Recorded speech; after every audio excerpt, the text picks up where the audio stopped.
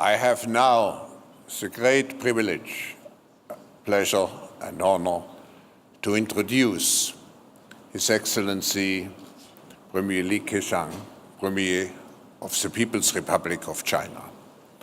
Premier Li, it's a pleasure to welcome you back to Davos because you have joined us 5 years ago. And actually, we welcome you back also to your home because the World Economic Forum has now 2 homes. One here, but also we have the summer Davos and we have our office in Beijing. This just expresses the great cooperation which we have established under your leadership with your country. And I want to thank you for all the support and particularly for your presence, and I should mention our appreciation also for being accompanied by such a distinguished delegation comprising the Minister of Foreign Affairs, the Chairman of the NDRC, and other distinguished members of the Chinese administration. Mr. Premier, you come here at a moment when all our eyes in some way are directed to China. We are living in a world where your country has achieved great strengths, which is using internationally in a very responsible and responsive way. As President Sommaruga said, the world is characterized, the economy, probably by vulnerability, by uncertainty this year.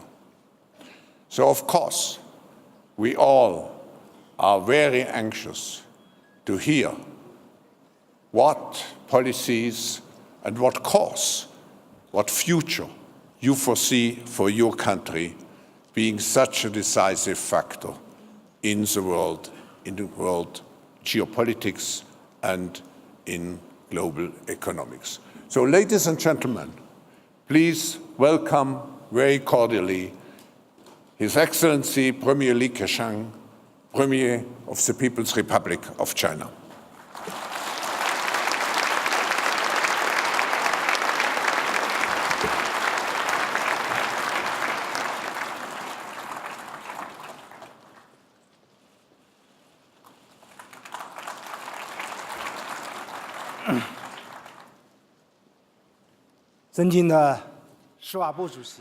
Professor Klaus Schwab, President Simonetta Sommaruga, Excellencies, ladies and gentlemen, dear friends, it gives me a great pleasure to come back to Davos after 5 years and deliver this address on the podium. Well, this morning, I had some spare time out of the official program of my visit, so I took a bit of mountain hiking nearby. The town of Davos looks beautiful, tranquil, and peaceful from the top of the mountain.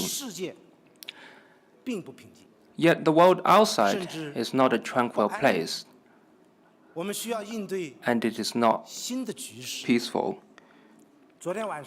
So we need to jointly find ways to adapt to this new global context. Last night, Professor Schwab told me that Davos used to be a place for recuperation from lung disease. However, because of the invention of penicillin, Davos had transformed its function 肺部上升到了 from 脑部， lung 这里已经成 to 为 brain. 世界 Today, 脑力风暴、智 Davos 力的 has 中心之一。 become one of the world center for brainstorming.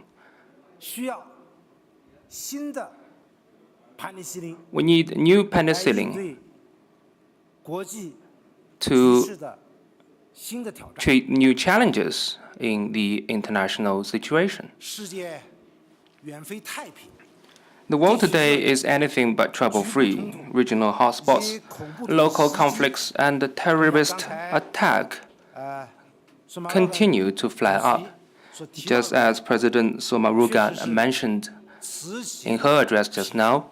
These 人类社 challenges 会构成了 have emerged 现实的威胁， one after another, 而全球 and 的 they 经 pose 济 an immediate threat to humanity. 有乏力。 Global economic recovery also lacks speed and momentum. Major economies are performing unevenly.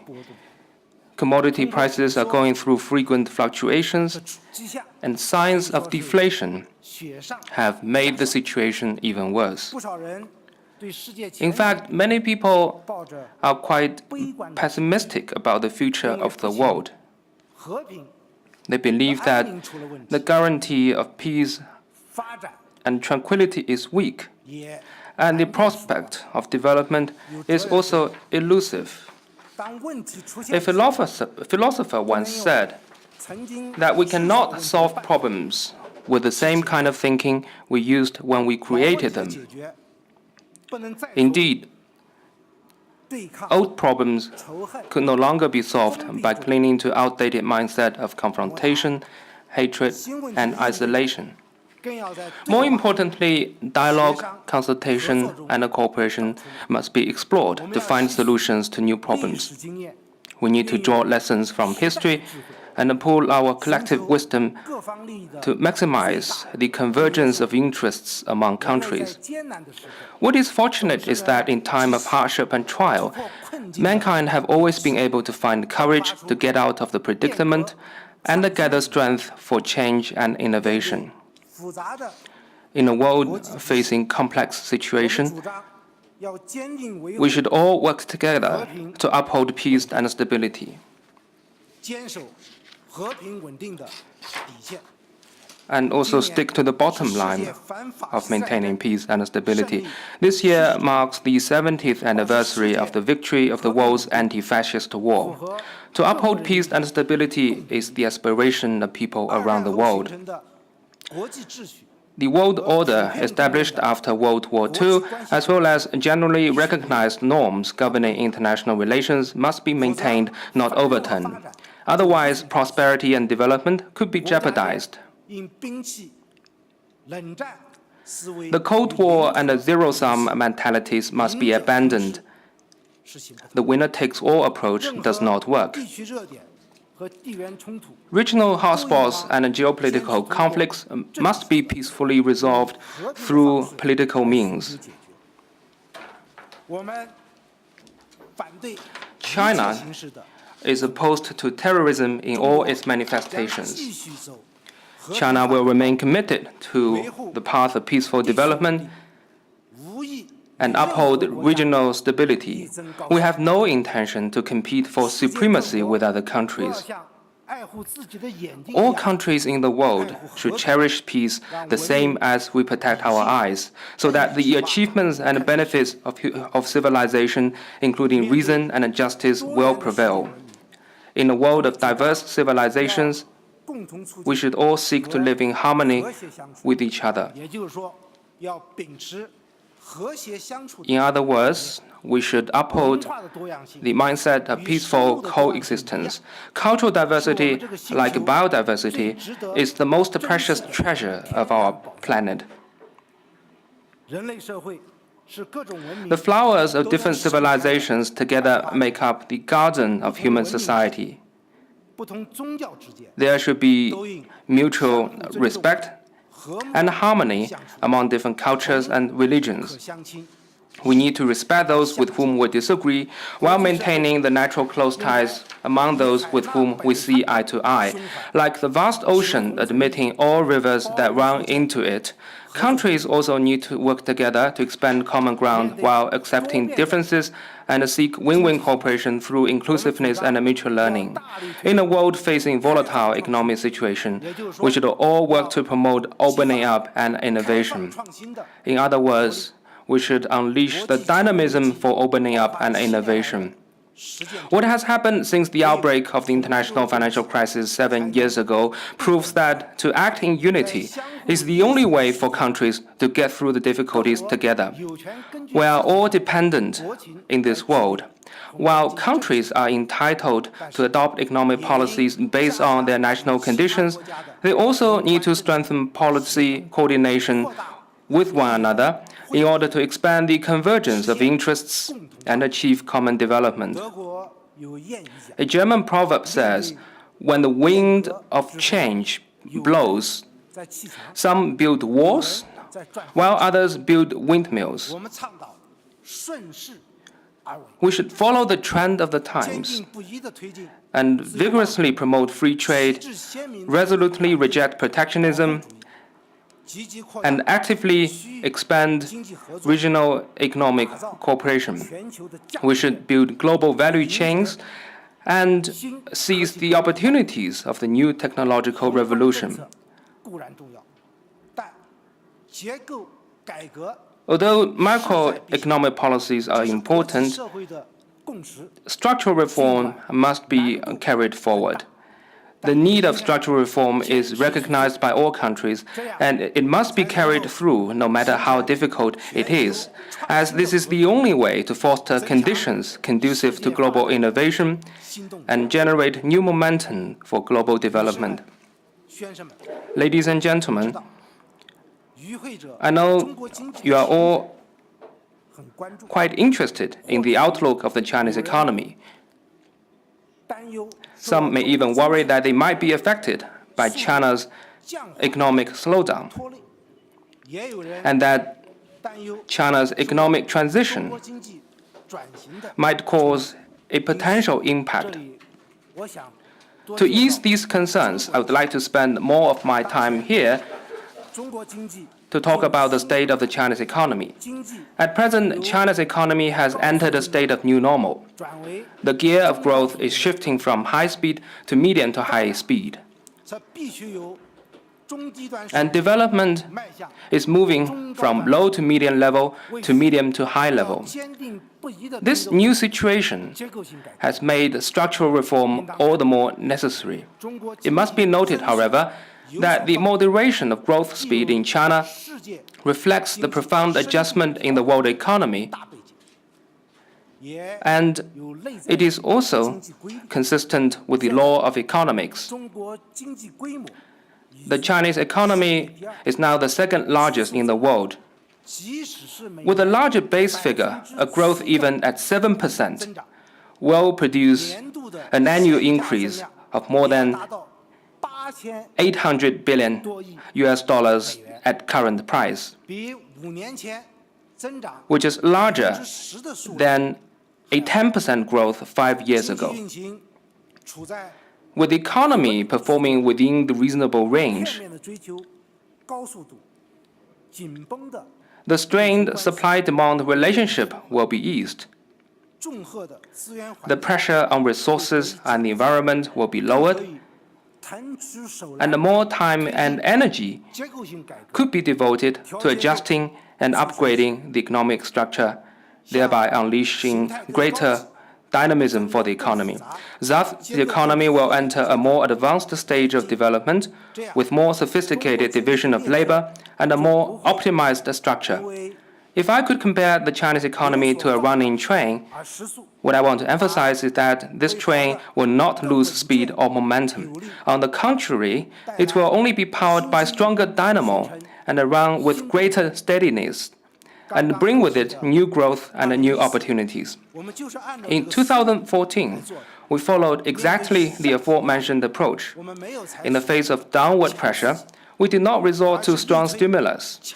Instead, we vigorously pursued reforms.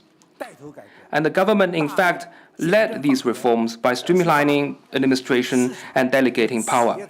This has motivated both the market and the business sector. GDP expanded by 7.4% for the whole year, which was the best among major economies in the world. More importantly, over 13 million new jobs were created in cities, which was higher than the previous year. That is, we achieved growth in employment despite the economic slowdown. And both registered and surveyed unemployment rates were lower than the previous year. CPI was kept at 2%, lower than the target set at the beginning of the year. These outcomes prove that the host of macro-regulation measures China adopted were right and effective. More importantly, we have made further progress on structural reforms. Needless to say, the Chinese economy will continue to face substantial downward pressure in 2015. So what shall we choose to do under such circumstances? Shall we go for even higher growth for the short term, or for medium to high growth and a higher quality of development over the long run? The answer is obviously the latter. We will maintain our strategic focus and continue to pursue a proactive fiscal policy and a prudent monetary policy. We will avoid adopting indiscriminate policies.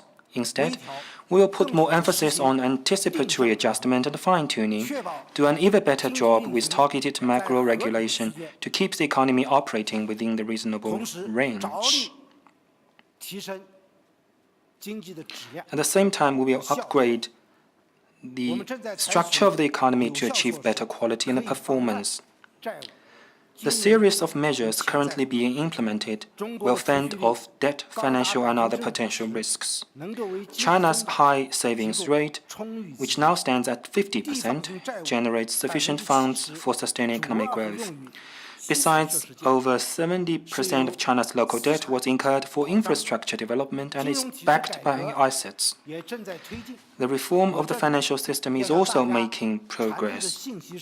What I want to emphasize is that regional or systemic financial crisis will not happen in China, and the Chinese economy will not head for a hard landing.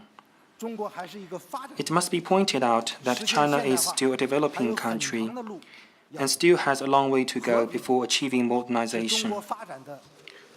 While peace is the basic condition for China's development, reform and opening up, along with our people's desire for a happy life, constitute the strongest impetus propelling development. The space of development in China's rural and urban areas and vast regions is enormous, and the country's domestic demand will simply generate great potential of growth. Development at medium to high speed for another 10 to 20 years will bring even bigger changes to China and create more development opportunities for the world. For the Chinese economy to withstand downward pressure, to maintain medium to high speed of growth and to achieve medium to high level of development, we need to say no to traditional mindset, encourage innovative institutions, and press ahead with structural reform. We need to adopt more innovative micro-regulation policies and develop a more vigorous microeconomy. At the same time, we need to improve structure related to the urban and rural areas, regions, and work towards relatively sufficient employment, particularly employment for the young people, as well as optimizing income distribution and raising people's welfare.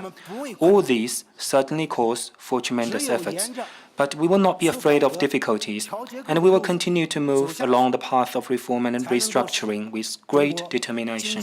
This way, we could shift gear without losing momentum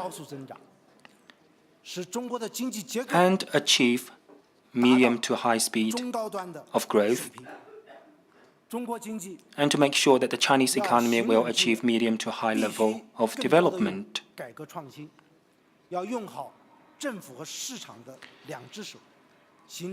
We need to make reform and innovation the key levers to generate new momentum for development. We need to properly use the hand of the government and the hand of the market and rely on both traditional and new engines of growth.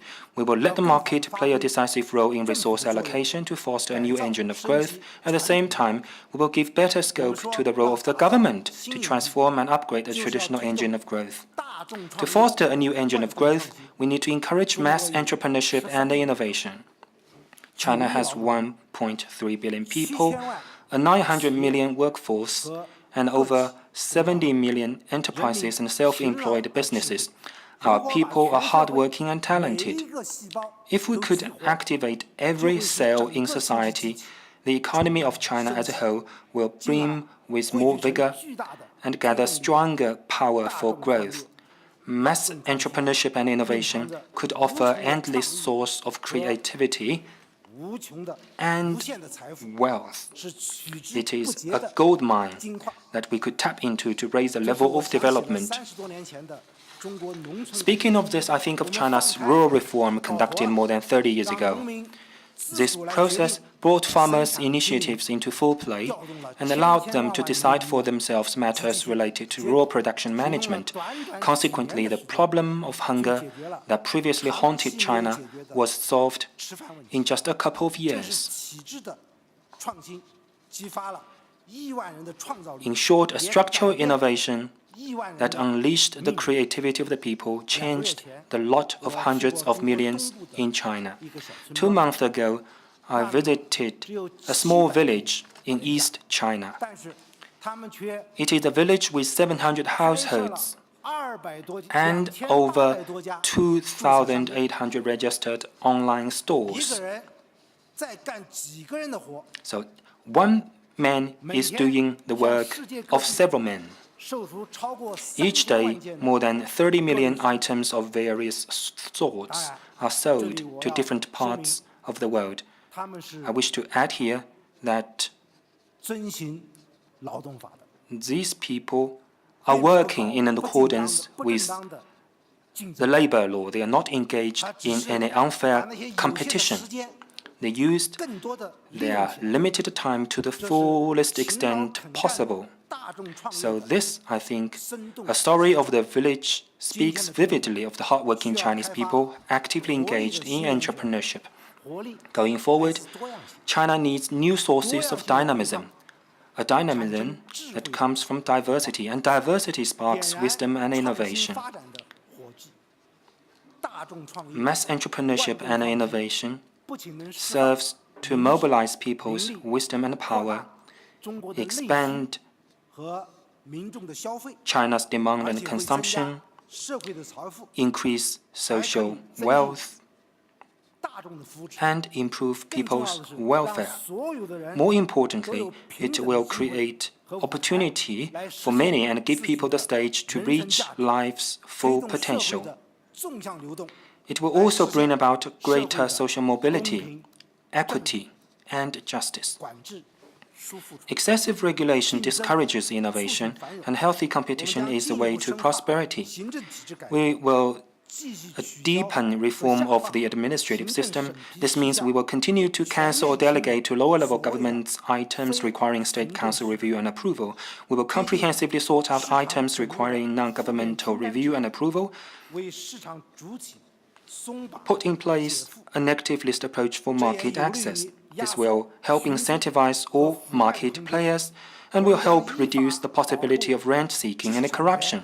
We will protect intellectual property rights in accordance with the law and do our best to foster an environment that encourages entrepreneurship and tolerates failure.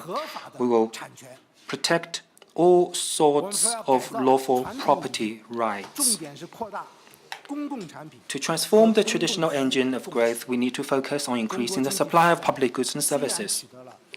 China has made remarkable economic achievements, but inadequate supply of public goods and services remains a weak link in development. China's capital stock on public infrastructure in per capita terms is only 38% that of Western Europe and 23% that of North America. The development of its service sector is 10 percentage points lower than other developing countries at similar development levels, and its rate of urbanization is more than 20 percentage points lower than developed countries. This means a massive space for increasing public goods and services. To deliver such public goods and services is the government's responsibility. And improving people's lives also generates more demand.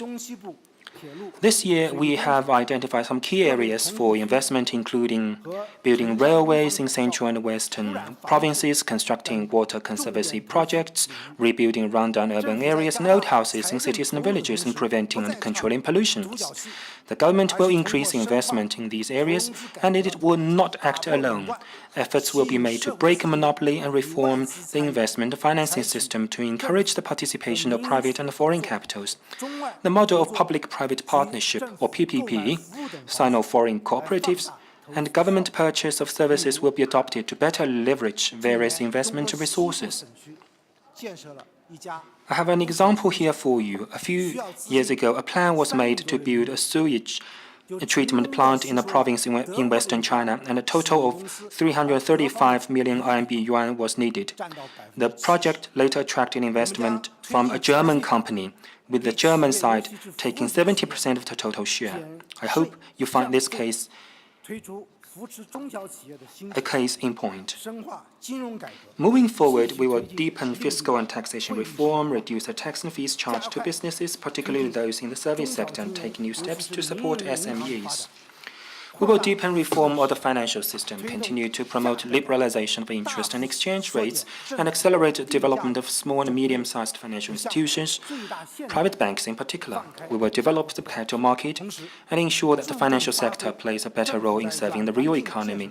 We will speed up reform of the pricing system, substantially reduce the types and items for which government sets the prices, and liberate price regulation to the maximum extent possible. More emphasis will be given to the government's role in creating a favorable soft environment. That means better market regulation, a world-class business environment forged on market principles and rule of law. In this way, we will be able to provide efficient and quality public services to all market players. China's reform and development will bring more business opportunities to the world. We will explore the possibility of management based on the pre-establishment national treatment and negative list approach, and treat Chinese and foreign companies as equals. We will focus on greater openness in the financial, education, cultural, medical care, pension, and other service sectors. And based on the experience gained through the Shanghai Pilot Free Trade Zone, we will steadily advance the development of other free trade zones in Guangdong, Tianjin, and Fujian. These initiatives will help investors from across countries to find rich mines.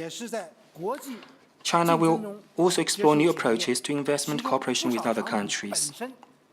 China's high-speed railway, nuclear power, aviation, telecommunications, and other sophisticated manufacturing capacities are gradually being introduced to other countries. And it will also help increase the amount of export of Chinese equipment and technologies. Davos of Switzerland is a world-famous ski resort. As we understand, to be a good skier, one needs to do three things: go at the right speed, keep balance, and be courageous. I believe this is also true for the Chinese economy, because what is important now for China is to maintain a medium to high speed of growth, to keep a proper balance between steady growth and structural adjustment, and to push forward reform with greater courage. China will stay firmly committed to reform and opening up. It will focus on structural reform, encourage mass entrepreneurship and innovation, increase supply of public goods and services, and use the twin engines to ensure the economy maintains medium to high speed of growth and achieve medium to high level of development. And this will surely help China overcome the middle income gap and achieve long-term sustainable and sound development. This will in turn bring more opportunities to the development of the world. In closing, I would like to call upon the international community to forge ahead and work in unison to uphold peace and stability and advocate harmonious coexistence. By doing so, I'm confident that we will be able to overcome whatever difficulty or obstacle that stand in our way and bring about a better future for the world that we all call home. Thank you very much.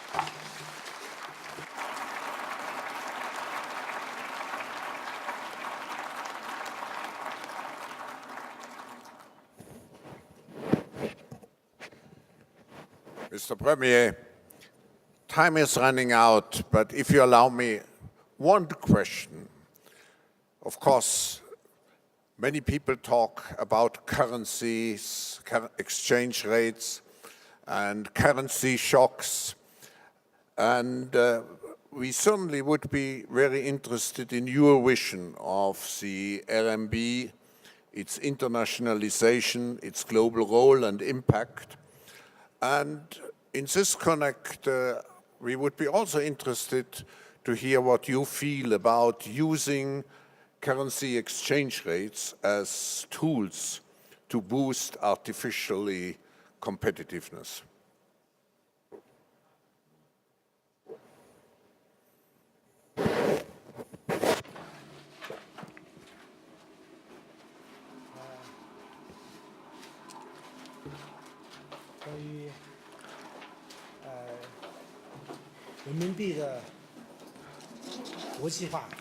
Well, as for your question about the internationalization of RMB, I know this is one of the issues of great interest to the international community. What I want to emphasize here is that the internationalization of RMB is a natural result of the development of the international market. China is a major trading nation in the world. Because of that, many countries, for the purpose of trade and investment, liberalization and facilitation, desire to use RMB as the currency for settling trade and investment. Well, as a result, the offshore business of RMB is expanding continuously. The internationalization of RMB is also a natural result of China's opening up. China is committed to opening itself wider to the outside world. Opening up is not just about opening up its manufacturing sector, but also service sector, the financial sector included. And many Chinese financial institutions are now exploring international markets, and also more and more foreign financial institutions are coming to China to set up agencies and conduct business in the Chinese market. So the volume of RMB trading is expanding, and the quality of such transactions is also improving. Well, just now, I witnessed, together with the president of the Swiss Confederation, the signing of an MOU on financial cooperation between China and Switzerland. And one part of that MOU is the establishment of the RMB clearing arrangement in Switzerland. We are willing to make Switzerland one of the offshore centers, one of the centers of offshore RMB business. And we have also announced a 50 billion RMB quota of the RQFI program to Switzerland. And all these measures will be conducive to trade and investment cooperation between China and Switzerland. The internationalization of RMB is going to be a long-term process. After all, China is still a developing country. In the course of RMB's internationalization,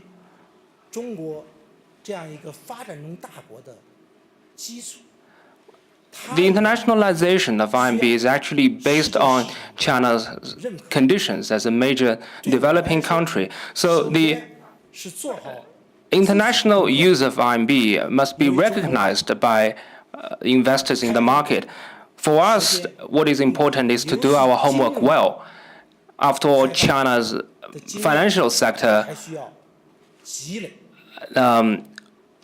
the opening up of China's financial sector is a new thing, and we're still building up our experience in how can we best open our financial sector to the outside world. And we are going to promote RMB's internationalization in accordance with the needs of the market, and also for the purpose of ensuring the stability of the international monetary system. So the RMB's internationalization is going to be a natural thing to happen. Thank you. Unfortunately, has run out. You used the metaphor of skiing and managing an economy. So I would wish you, on behalf of all the participants here, good skiing on the slopes of the Chinese economy. Thank you very much, Mr. Premier.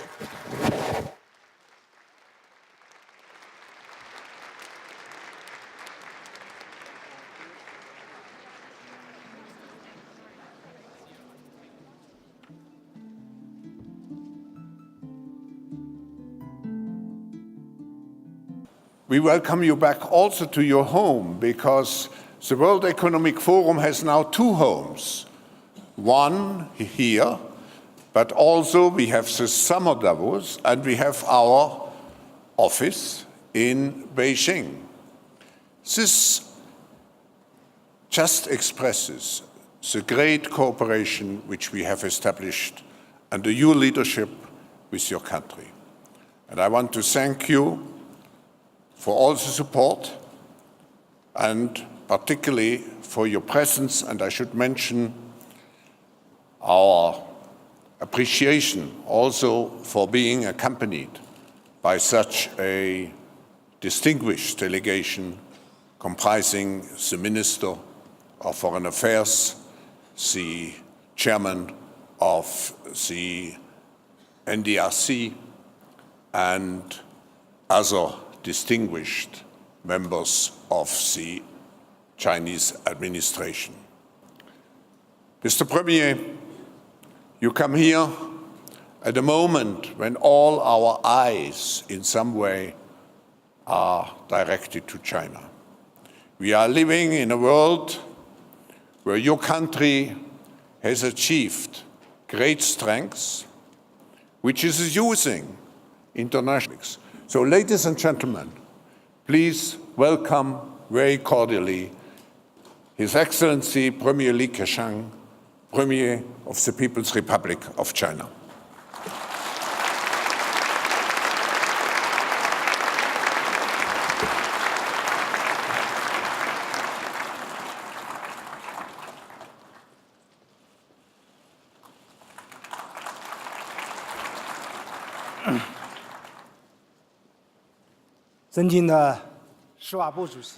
Professor Klaus Schwab,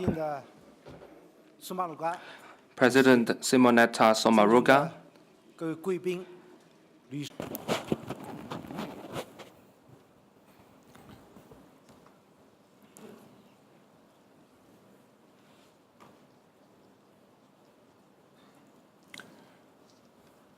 I have now the great privilege, pleasure, and honor to introduce His Excellency Premier Li Keqiang, Premier of the People's Republic of China.